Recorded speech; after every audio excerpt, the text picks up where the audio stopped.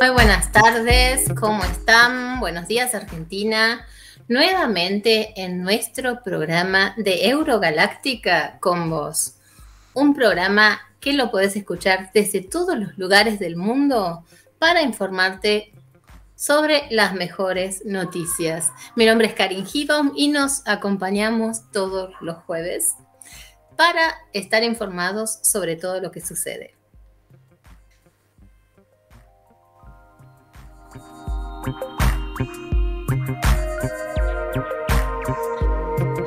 Bueno, hoy tenemos un día con varios temas para tratar, que son temas sumamente importantes sobre las realidades que se están viviendo en el mundo.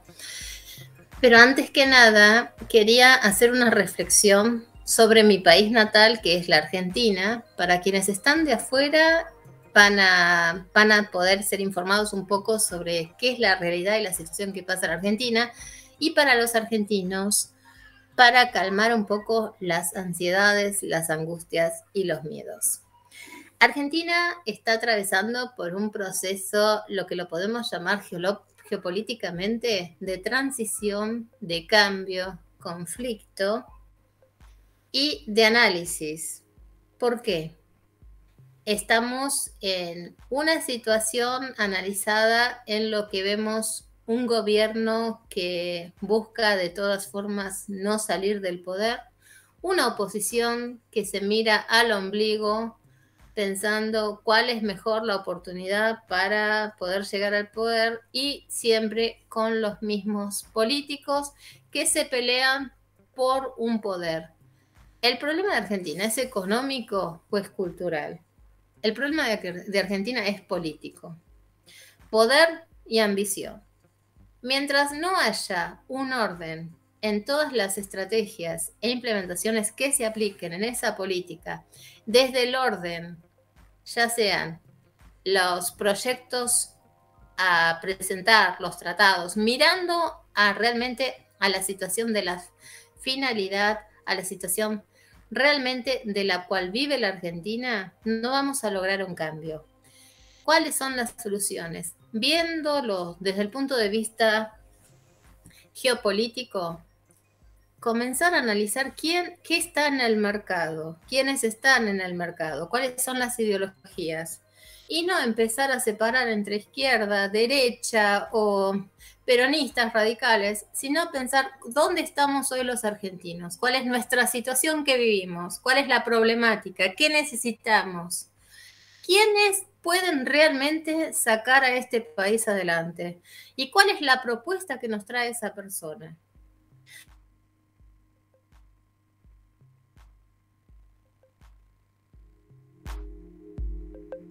Muy criticado por muchos, muy valorado por otros.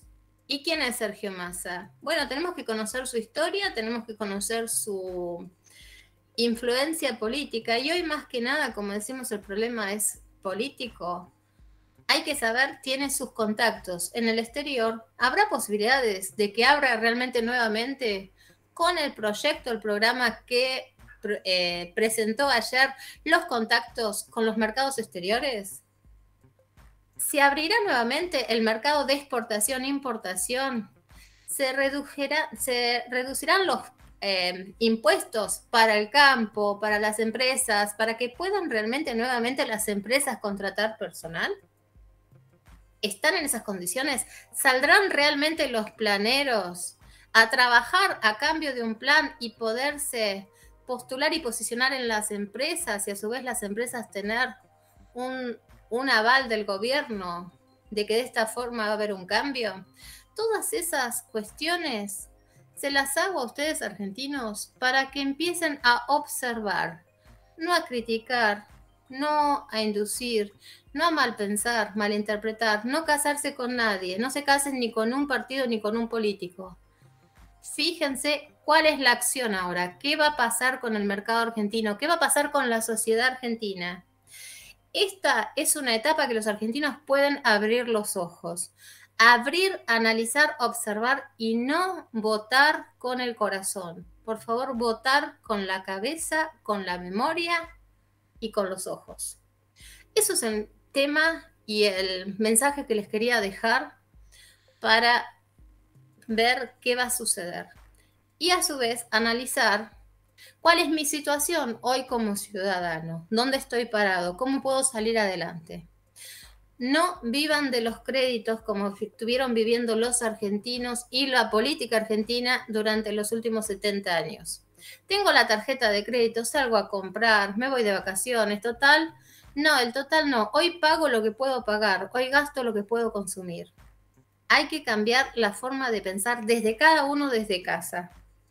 Cuando nosotros cambiemos nuestra forma de pensar desde casa, vamos a también ser más exigentes y más realistas en quién votamos y a quién realmente le damos nuestro país en las manos. Bueno, y ahora vamos a ir en breve con las noticias del día.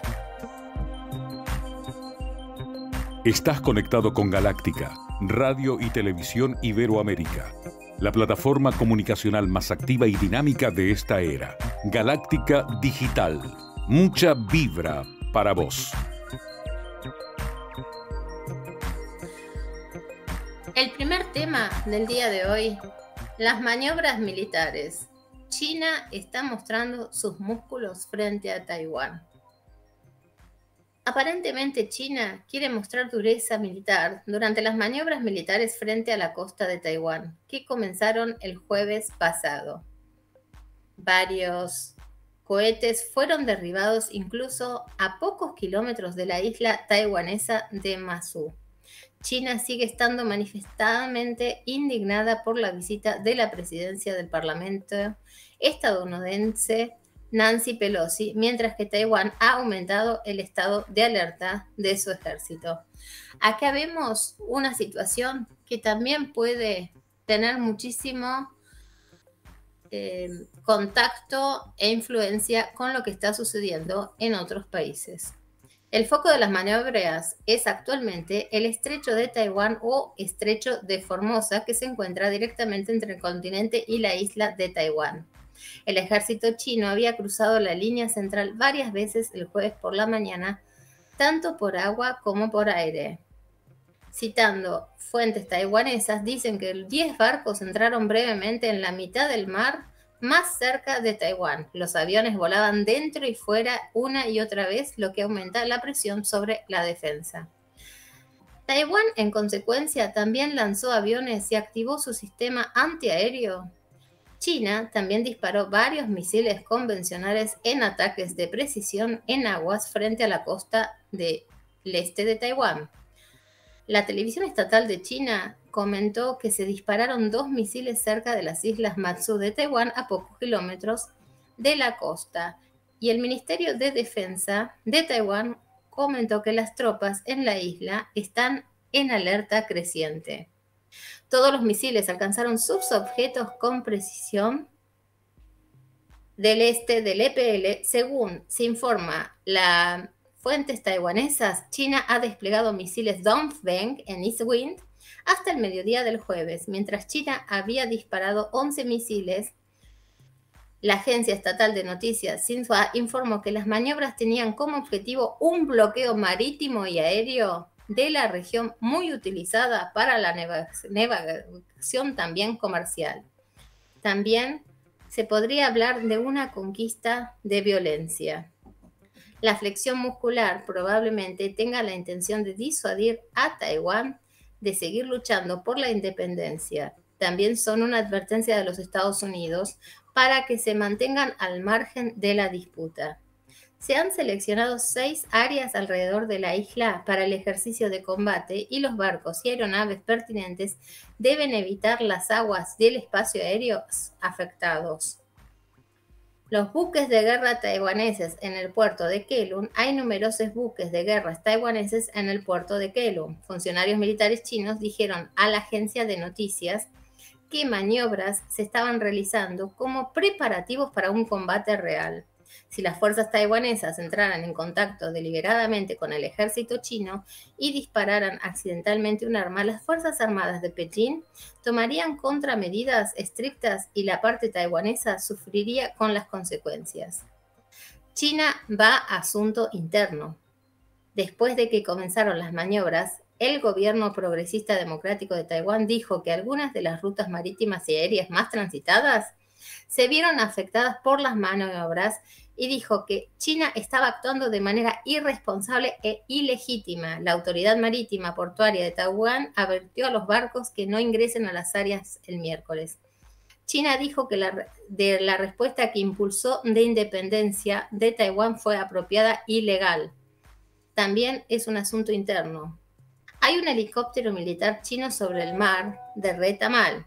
Se han visto helicópteros militares chinos en la región durante días. Los simulacros son más grandes que en la crisis de los misiles del 95-96, cuando China disparó misiles al norte y al sur a través de las aguas territoriales de Taiwán. Incluso entonces, Pekín quería disuadir a las fuerzas independentistas en Taiwán. En ese momento, Estados Unidos envió 2 portaaviones. Según información china, las maniobras deberían prolongarse hasta el mediodía del domingo de hora local. El periódico estatal chino Global Times, citando a analistas militares, escribió que las maniobras no tenían precedentes. Taiwán levanta alerta militar y no busca conflicto, pero defenderá la soberanía nacional y la integridad territorial, según el Ministerio de Defensa del país. China ha elegido la ubicación y la escala de las áreas de maniobra de tal manera que viola el status quo de Taiwán y socava la paz regional. Las Fuerzas Armadas continuarán aumentando su estado de alerta para salvaguardar la seguridad y soberanía nacional y responder apropiadamente a la situación enemiga. No se busca una escala de conflicto. Cancilleres advierten sobre un error de cálculo. Los ministros de Exteriores de la Alianza de Estados del Sudeste Asiático, ASEAN, advirtieron este jueves, antes del inicio de las maniobras militares, que la situación actual podría derivar en errores de cálculo, enfrentamientos graves, conflictos abiertos y consecuencias imprevisibles entre grandes potencias. En una reunión de ASEAN en la capital de Camboya, los ministros dijeron que ahora se debe evitar cualquier acción de provocación. Los países del G7 ya habían criticado la reacción de China a la visita de Pelosi el miércoles. No hay justificación para usar una visita como un pretexto por una acción militar agresiva a través del estrecho de Taiwán, dijeron los ministros de Relaciones Exteriores del G7. Estamos preocupados por las amenazas recientes y anunciadas por parte de la República Popular de China, que corren el riesgo de una escalada innecesaria. El ministro de Relaciones Exteriores de China, Wang Yi, canceló una reunión con el Ministerio de Relaciones Exteriores de Japón, Asahi, al margen de la reunión internacional en Camboya en respuesta a la declaración irresponsable del G7. La portavoz no confirmó que se haya cancelado una reunión entre el secretario del Estado chino y estadounidense, Antony Blinken. En el periodo previo se dijo que la reunión entre Blinken y Wang Yi no estaba planeada. En cualquier caso, el momento del viaje de Pelosi fue delicado. Con el estallido de la guerra de Ucrania, había aumentado la preocupación de que Beijing pudiera adoptar un enfoque similar con Rusia en sus tratos con Taiwán. La visita ahora ha generado críticas de qué relación entre Estados Unidos y China podrá dañarse aún más y otro flanco estadounidense podría abrirse a la guerra de Ucrania. Tampoco está claro hasta dónde está dispuesto a llegar Beijing en el tema de Taiwán. El presidente Xi Jinping se encuentra actualmente bajo presión política interna debido a la pandemia, pero también antes del 20 Congreso del Partido en otoño, en el que quiere asegurar un tercer mandato. Esta es la visión de China en este momento. ¿Qué podemos sacar como conclusión? Desde el mes de febrero estamos viviendo un conflicto entre Ucrania y Rusia. Ese conflicto que ya lo comentamos, ¿quién fue ocasionador del conflicto con respecto a la OTAN? Estados Unidos. ¿Qué país ahora tiene la raíz del conflicto entre China, Taiwán y también sabemos que indirectamente se enfrenta a Japón? Estados Unidos. Una breve pausa de música y volvemos con nuestra segunda noticia. Y acordate, ¿querés brindar tus servicios a nivel internacional o a nivel local y necesitas aumentar o incrementar tus ingresos, aprovecha la oportunidad de ser compañero nuestro, ser cliente o compañero comercial, socio comercial de galactica.com.ar, porque nosotros te presentamos las mejores propuestas para posicionarte mejor a nivel internacional y local. Muchas gracias. Galáctica Digital, radio y televisión Iberoamérica. Sensaciones en tu ser. Anuncia con nosotros. Potencia tus productos y servicios. Gana nuevos mercados y clientes. Somos la avanzada de la nueva comunicación, el medio de mayor cobertura actual, fidelización y crecimiento de esta era. Tenemos un plan ideal y específico para vos. Consultanos al WhatsApp 11 5457 3077. Teléfono de línea tradicional 6380 2151 y 4850 5521. Mail galacticaradiotv@gmail.com. Galáctica, radio y televisión Iberoamérica. Otro concepto en comunicación. Bueno, después de haber escuchado buenos temas musicales, regresamos con la segunda noticia. Hoy elegí un país que quizás no es muy nombrado en Argentina, pero esta primera noticia que tuvimos y estuvimos hablando sobre Taiwán, Japón, China, ahora vamos al Medio Oriente y vamos a Afganistán. ¿Un año bajo los talibanes? ¿Afganistán en caída libre? Ha pasado un año desde que los radicales islamistas talibanes tomaron el poder en medio de la caótica retirada de las tropas estadounidenses y de la OTAN de Afganistán. Las violaciones de los derechos humanos han estado a la orden del día entonces, pero el país también está plagado de hambre, pobreza y desastres naturales. Afganistán está en la caída libre desde hace mayores décadas. Para Occidente y especialmente para Estados Unidos, el rápido triunfo de los talibanes en las últimas semanas de su misión de 20 años en el país fue un fiasco. El 6 de agosto cayó en manos de los talibanes la primera capital provincial. El 15 de agosto de 2021, Kabul. Numerosas personas intentaron entonces huir. Las imágenes del aeropuerto abarrotado en la capital afgana y las de afganos desesperados agarrados a un avión que despegaba quedaron grabadas a fuego en la memoria colectiva. Antes del asesinato simbólico del jefe de Al-Qaeda, Ayman Zawahiri, a manos de Estados Unidos en Kabul, Afganistán había desaparecido casi por completo del centro de atención. Y eso a pesar de que el país, que tiene casi 39 millones de habitantes, está en estado de colapso desde agosto del 2021. Como dice el periodista austríaco, un colega mío, uno tiene la impresión de que Afganistán está mantenido en un par de tenazas. La gente se sienta en el techo de un avión de CAM en el aeropuerto de Kabul y se ven cómo realmente esa caótica retirada de las tropas de la OTAN dieron la vuelta al mundo desde el año pasado. Por un lado, la sociedad afgana está siendo castigada colectivamente por el resultado de la guerra, por la comunidad internacional a través de las sanciones. Por otro lado, está sufriendo por los nuevos gobernantes talibanes que obviamente no tienen ningún interés en abrirse. Continúan adhiriéndose a la Sharia, la interpretación estricta de la ley islámica. Los intransigentes en las palancas de poder, las esperanzas de que los talibanes pudieran gobernar de manera más moderada que durante el gobierno del 96 a 2001, se evaporaron hace mucho tiempo. Está muy claro quiénes se han impuesto, son los de línea dura. Se trata de la vieja guardia en torno del líder talibán malawi, Ashun Sada. Aunque hay diferentes puntos de vista sobre muchos temas dentro del movimiento, las luchas armadas por el poder entre los talibanes son en vano, a pesar de los falsos nombres o informes que se indican lo contrario.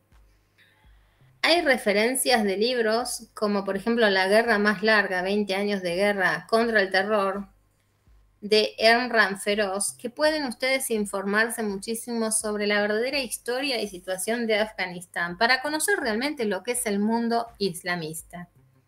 El hecho es que la situación de los derechos humanos antes se ha deteriorado enormemente desde que los talibanes llegaron al poder.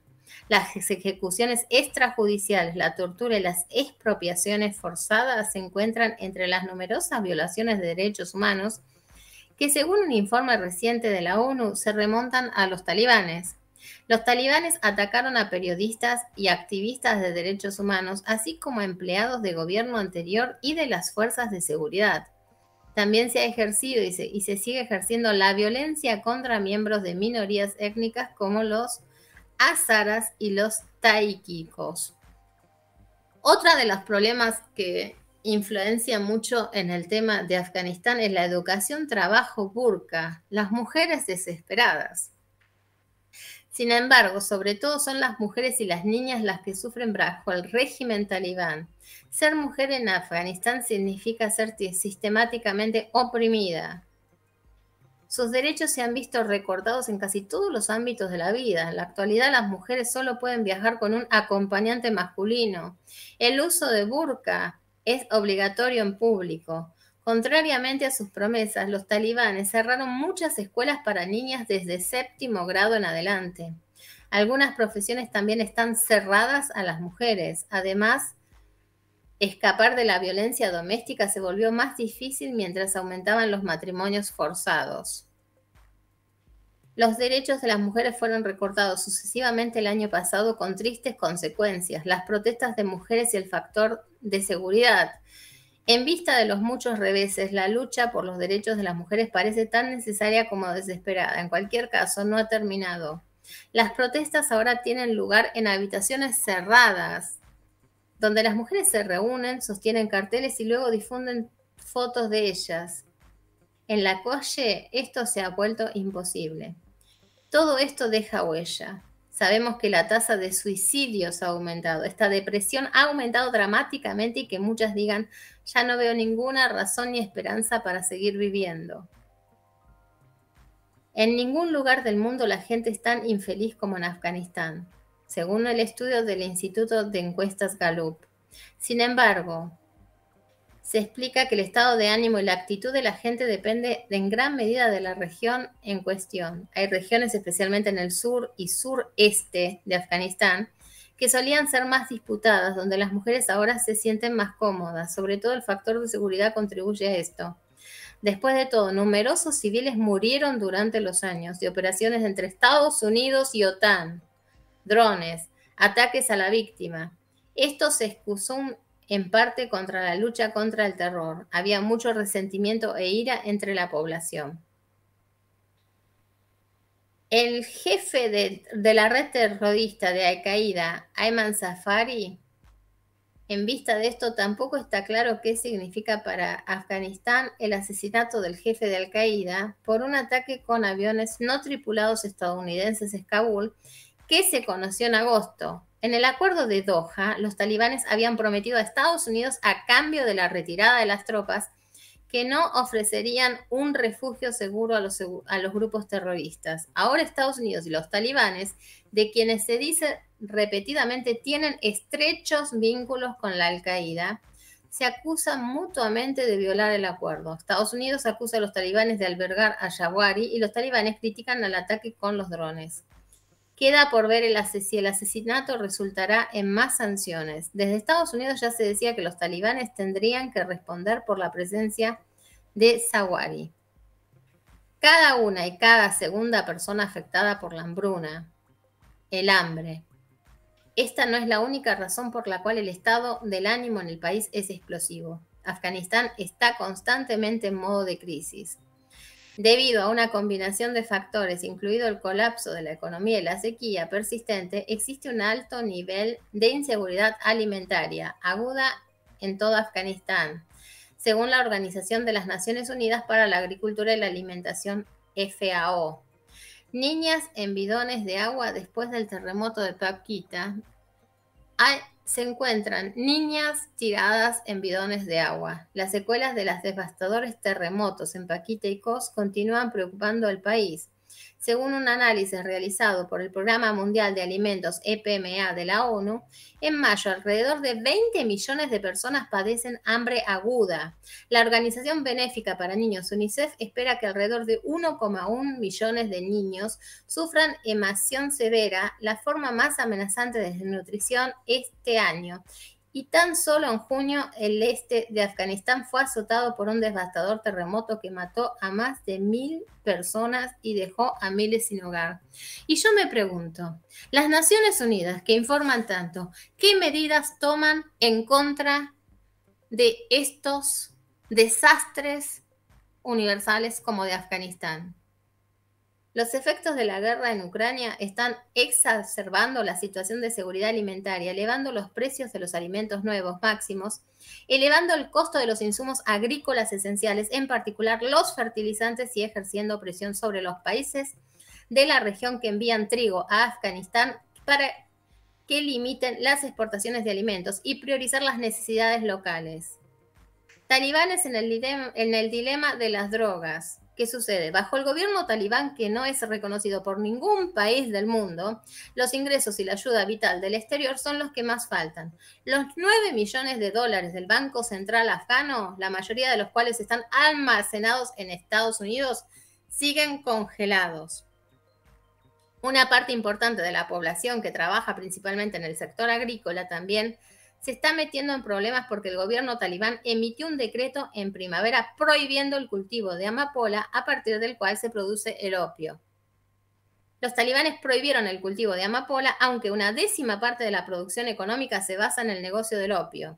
Aunque el cultivo ya era ilegal en el pasado, el negocio de las drogas todavía se consideraba una fuente importante de ingresos. Los talibanes también se beneficiaban de él. Según la Oficina de las Naciones Unidas contra la Droga y el Delito, UNODC, alrededor de una décima parte de la producción económica afgana se basa en el opio, el tráfico de drogas continúa y la prohibición no está funcionando porque los que están en el poder no pueden ofrecer otra alternativa a los agricultores. La IS le da a los talibanes un dolor de cabeza. A pesar de los abusos, apenas hay resistencia de los talibanes, según el experto en Afganistán. Según el periodista afganaz Feroz, explica que las escaramuzas con grupos rebeldes se están produciendo principalmente en el norte del país, en las provincias de Panjshir y Baglan. Los grupos rebeldes restantes, como las Fuerzas Nacionales de Resistencia, NRF, bajo Ahmad Massoud, hijo del conocido líder Mujahideen Ahmad Massoud, carecen de apoyo internacional para un éxito duradero. Ahmad Massoud, junto a la foto del padre, en una foto que estamos viendo o ya han visto en la pantalla, dice que están considerados como el líder del grupo de resistencia. Hay un actor que los amenaza a los talibanes más seriamente y tampoco les causa dolores de cabeza. Esa es la célula afgana de EL. La milicia terrorista ha sido responsable de ataques contra los talibanes varias veces en los últimos meses y civiles han muerto repetidamente en ataques del EL. La milicia está en enemistad en los talibanes. La sospecha aquí es que los servicios secretos extranjeros están ayudando a EL de alguna manera. Es decir, que el servicio secreto pakistaní Inter-Service Intelligence, ISI, que en realidad había apoyado a los talibanes hasta ahora, debido a las circunstancias históricas, y Mayabad siempre ha tenido problemas con un fuerte poder central en Kabul a cargo. Bueno, haciendo cierre, la perspectiva es sombría. Sin embargo, no espera que nada cambie de la estructura de poder en Afganistán en un futuro próximo. Eso está en la naturaleza de la política de poder. Una vez que alguien tiene el poder, son reacios a entregar una parte del pastel. Y ese es exactamente el caso de los talibanes ahora. Tampoco las cosas pueden llegar a cambiar para mejor para la gente del país en el corto plazo. Más bien se teme una mayor escalada. Los talibanes tienen diferencias entre ellos. La población se muere de hambre y, por supuesto, la frustración aumenta. Es decir, que un plausible ataque entre él y la NRF siguen aumentando y puede ser probable que luego se llegue a una guerra civil. Como ven, este tema, el mundo islámico, una gran potencia de décadas que somete a muchísimos países y continentes a guerras, y Estados Unidos siempre presente. Vamos a otra pausa musical y seguimos con nuestra última parte sobre Kosovo y Serbia y también el análisis global de todo lo que fuimos hablando. Muchas gracias. Galáctica Digital, radio y televisión Iberoamérica. Sensaciones en tu ser. Anuncia con nosotros. Potencia tus productos y servicios. Gana nuevos mercados y clientes. Somos la avanzada de la nueva comunicación, el medio de mayor cobertura actual, fidelización y crecimiento de esta era. Tenemos un plan ideal y específico para vos. Consultanos al WhatsApp 11 5457 3077. Teléfono de línea tradicional 6380 2151 y 4850 5521. Mail galacticaradiotv@gmail.com. Generamos contenidos artísticos y periodismo de vanguardia para que sepas lo que realmente pasa. Galáctica, radio y televisión Iberoamérica. Venos y escuchanos en todo el planeta Tierra. Vamos a nuestra última parte del programa con la última noticia. Estados Unidos y la Unión Europea intervienen para frenar una posible guerra entre Serbia y Kosovo. Un cambio de las leyes fronterizas generó protestas. Estados Unidos y la Unión Europea pidieron a Kosovo suspender la legislación y Rusia acusó a las autoridades kosovares de provocar a la población serbia. La decisión de Kosovo de adeudar los documentos de identidad y las patentes de auto de la población serbia disparó la tensión con Belgrado. El presidente de Serbia, Aleksandar Vučić, agitó el fantasma de la persecución étnica en el norte de Kosovo, donde manifestantes serbios mayoritarios en la zona cortaron el domingo los pasos fronterizos de Jarimpe y Brnjac. La medida ya había sido adelantada por el gobierno de Kosovo el pasado año, pero la inminente entrada en vigor y de la legislación casi provoca un rebrote de violencia, el escenario menos esperado en un continente con una guerra en curso. Kosovo, una zona de mayoría albanesa, todavía es considerada por Serbia como una provincia propia, pese a que en el año 2008 proclamó su independencia de forma unilateral, alentada por Estados Unidos y la Unión Europea. El problema para Vučić es el cargo del 2017 en el que busca el ingreso de Serbia al bloque, pero antes deberá normalizar el vínculo con las autoridades kosovares como le exige Bruselas. En los hechos, este acercamiento venía avanzando. Las protestas de ayer cambiaron el panorama. La Fuerza para Kosovo de la OTAN, KFOR, la misión de la Alianza Atlántica instalada, anuncia que no duraría en intervenir si confirmaba maniobras desestabilizadoras. Por su parte, el primer ministro de Kosovo, Albin Kurti, propuso este lunes la aplicación de las leyes a las personas y los coches que ingresen a ciudades kosovares con documentos y matrículas emitidas por Serbia tienen un mes más para adaptarse a los cambios. Sin embargo, el gobierno de Kurti apuntó a Vučić por desestabilizar y poner en peligro la paz con los numerosos actos de agresión incitados y preparados por Belgrado. Vučić dice que no dejará que se implemente la legislación kosovar, pero a Serbia, si quiere entrar a la UE, tendrá que reconocer a Kosovo como independiente. No quiere pasar a la historia como el dirigente que se concrete ese reconocimiento. Al mismo tiempo, se están dando pasos lentos para consolidar la legalidad de Kosovo.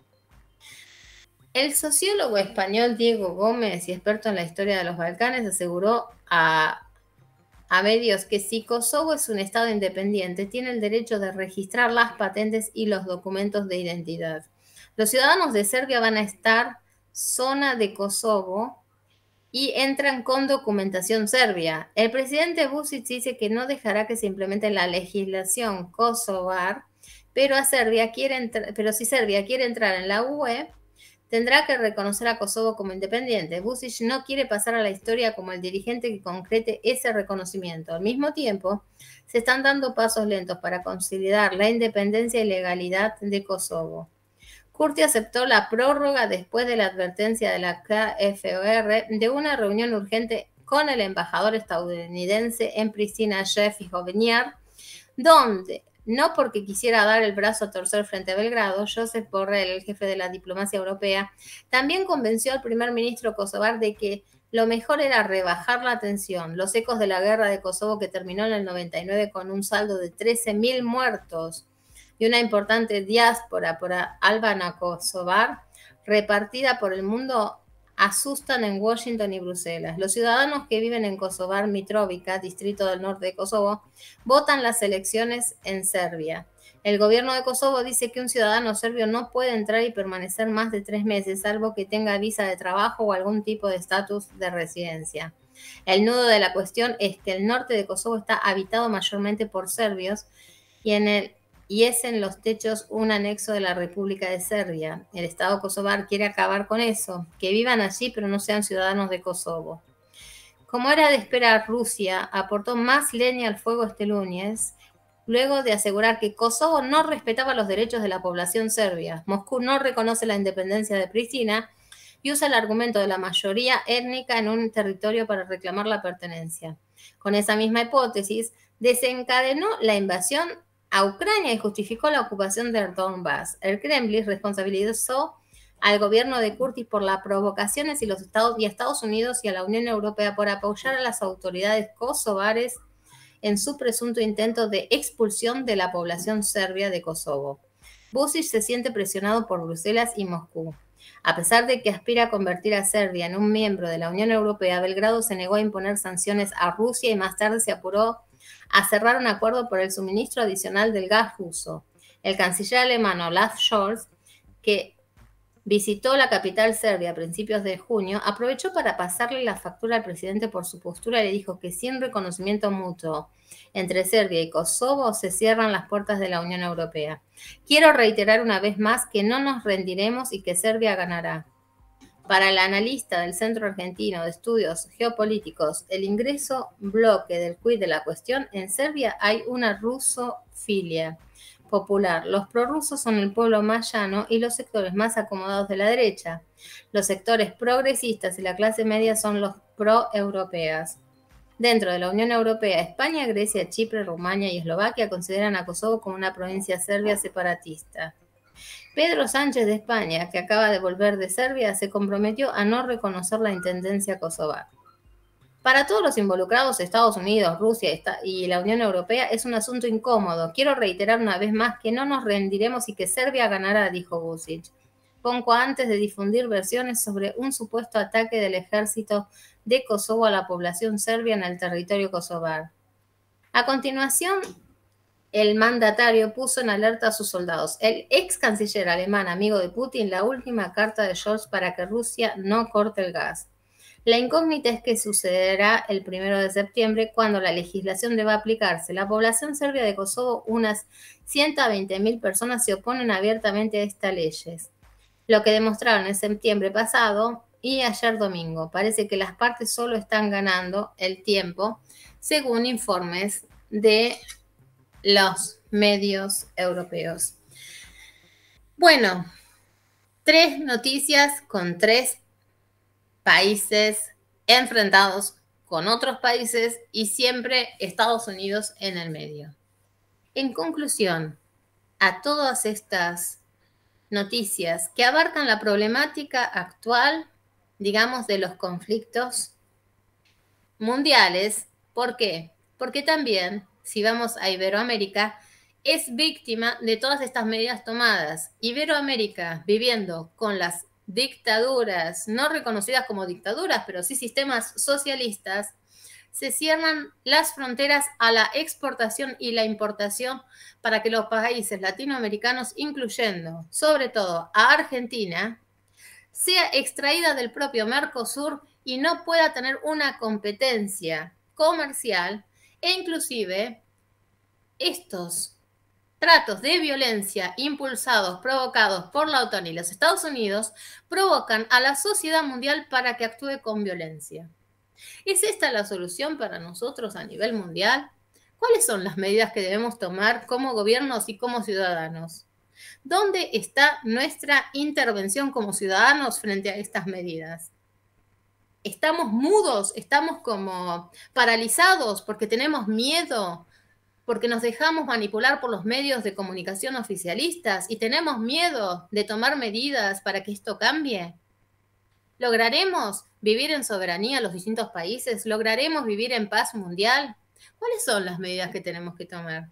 Les dejo a ustedes un poco como una tarea de hogar para que realmente tomen reflexión del caso, hablen con sus familias, hablen con sus amigos, vincúlense en la política, por favor, en sus países. Solo así vamos a poder cambiar estos sistemas. Y no déjense manipular no se dejen manipular por los medios oficialistas que son ensobrados por los distintos gobiernos socialistas que solo quieren ocasionar dependencia y miedo a las sociedades. Les hablo a los argentinos, les hablo a los venezolanos, les hablo a los peruanos, les hablo a los cubanos, les hablo también a los colombianos que tenían un sistema de gobierno liberal, un sistema de gobierno de derecha y ahora votaron al socialismo para entrar en dependencia de esclavitud. Les hablo a los chilenos que también tenían un buen sistema de gobierno, que solo eran necesarios un par de reformas, pero entraron en el sistema de la esclavitud. Ustedes mismos están llamando a vivir en esclavitud, ustedes mismos están llamando a vivir en pobreza. ¿Es eso lo que quieren para sus hijos? ¿Es eso lo que queremos para nuestra sociedad? ¿A qué ciudadano realmente coherente le gusta vivir en pobreza y en retroceso? Creo que a ninguno. ¿Dónde están nuestros valores de la sociedad? Hoy fue un tema muy fuerte, pero un tema muy profundo para que nos llamemos a la reflexión, para que dejemos de juzgar y de criticar y empecemos a tomar reflexiones y posturas propias y ser realistas a la situación por la que está viviendo el mundo. Fíjense, Afganistán, muertos, muertes, mujeres sometidas. Nosotras las mujeres, si estamos en Afganistán, tenemos que ir encubiertas, no tenemos derecho a hablar, no tenemos derecho a la formación, somos una máquina nada más de reproducción. Y eso es lo que quiere el sistema islamista. Europa, abriéndole las fronteras a los países islámicos, está llamando a que en 30, 40 años no haya más identidad y soberanía europea y que la mujer europea tenga que someterse bajo a las estructuras y mandatos de los talibanes. ¿Queremos eso de nuestra vida, vivir bajo mandatos talibanes?